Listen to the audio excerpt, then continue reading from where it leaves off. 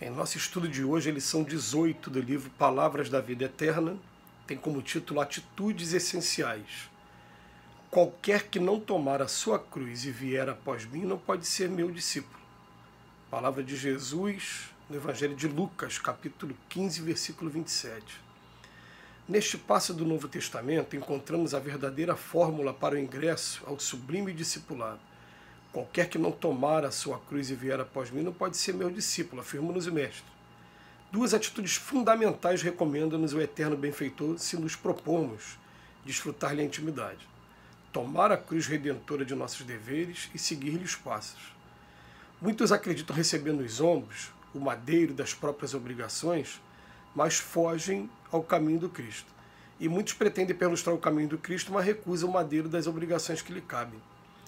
Os primeiros dizem aceitar o sofrimento, todavia andam agressivos e desditosos, espalhando desânimo e azedume por onde passam.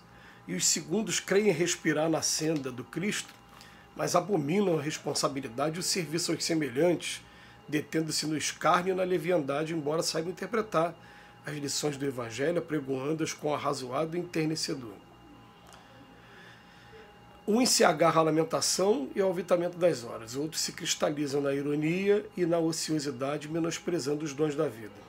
Não nos esqueçamos assim de que é preciso abraçar a cruz das provas indispensáveis à nossa redenção e burilamento, com amor e alegria, marchando no espaço e no tempo, com o verdadeiro espírito cristão de trabalho infatigável no bem, se aspiramos a alcançar a comunhão com o Divino Mestre. Não vale a pena sofrer, é preciso aproveitar o sofrimento. Nem basta somente crer e mostrar o roteiro da fé. É imprescindível viver cada dia segundo a fé salvadora que nos orienta o caminho. Então, mais uma vez, Emmanuel se dedica a trazer esse tema, né? Tomar a sua cruz e seguir. Só que dessa vez, dentro da sua capacidade de esgotar as formas interpretativas, ele separa um do outro em comportamentos que devem vir juntos, né? Tomar a cruz e seguir. Por que ele faz isso? Porque ele consegue identificar aqui para a gente mostrar quando a gente vai estar apenas fazendo um ou outro e vai estar sendo de maneira incompleta, como ele mostra aqui para a gente. Então ele mostra para a gente que muitos acreditam receber nos ombros o madeiro das próprias obrigações, mas foge do caminho do Cristo. Então esse está com a cruz aqui. O que simboliza a cruz?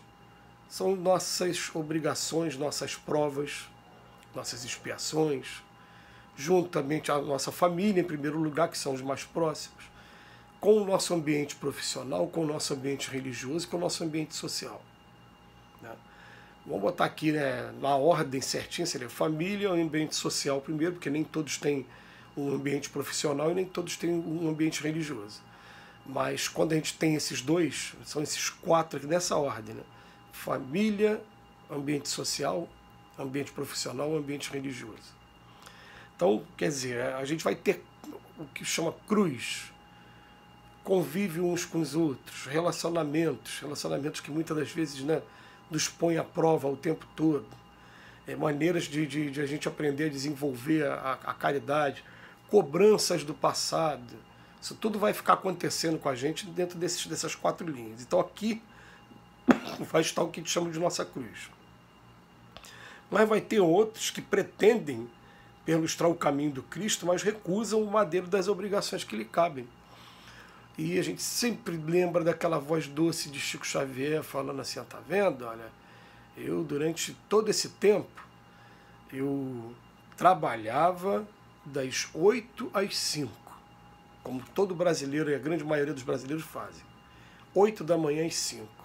Ele chegava em casa às 5h15, 5h20, porque ele morava perto do seu trabalho, Fazenda Modelo, lá em Pedro Leopoldo, e quando chegava em casa ele tomava um chá, alguma coisa, se trancava no quarto e ficava de 5h30 até 1h30, mais 8 horas, fazendo a psicografia. E ele fala, até justifica, fala, era esse tempo todo porque eu tinha que psicografar, depois datilografar, passar limpo, antes de mandar para a editora. Quer dizer, 8 horas de trabalho profissional, 8 horas de trabalho voltado à mediunidade. Aí tem um momento que ele fala assim, quando eu me aposentei, eu falei, ó, Não falei que era possível ser médio e ser um profissional? É só ter a disciplina do tempo. Suas irmãs ainda dizem, em algumas entrevistas, que ele mesmo se dedicando ao trabalho da psicografia, como a psicografia dele era mecânica, era aquela que a mão está escrevendo, ele não está tendo muita consciência do que a mão está escrevendo muitas das vezes, ele também participava dos assuntos de casa. Então ela tem um momento, eu tenho uma entrevista aqui que ela fala assim, né?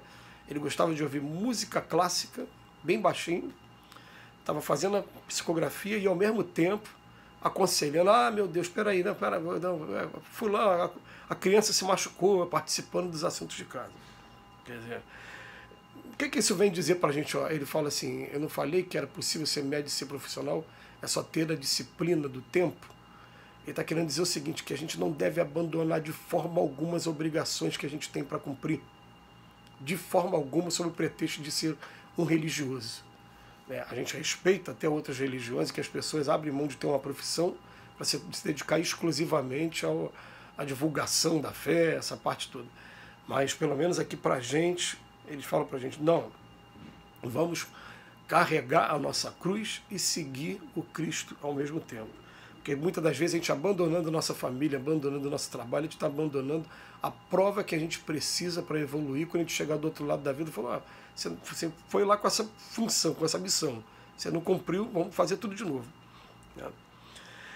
Então ele continua estabelecendo diferenças entre um e o outro. Os primeiros dizem aceitar o sofrimento, todavia ficam agressivos, desditosos, espalham desânimo e azedume por onde passam.